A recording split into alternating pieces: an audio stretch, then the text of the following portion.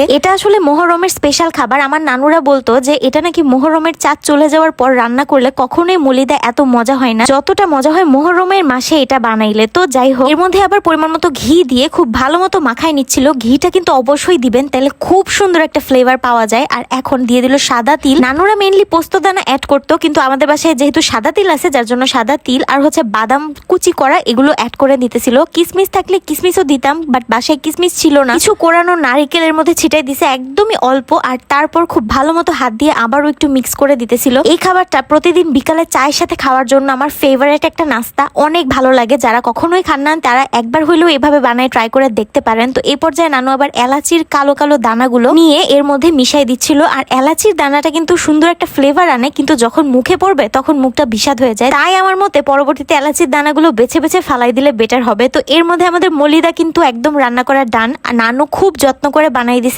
কারণ আমার এই খাবারটা অনেক বেশি পছন্দ। আমি কিছু পরিমাণ মলিদা হাতে নিয়ে এরকম লাড্ডুর মতো বানাই খাইতে বেশি পছন্দ করি, তাই আমি এরকম একটা লাড্ডু বানাই নানুকেও দিলাম খাইতে। আর নানু তো নিজের বানানো মলিদা খেয়ে প্রশংসাই করলো।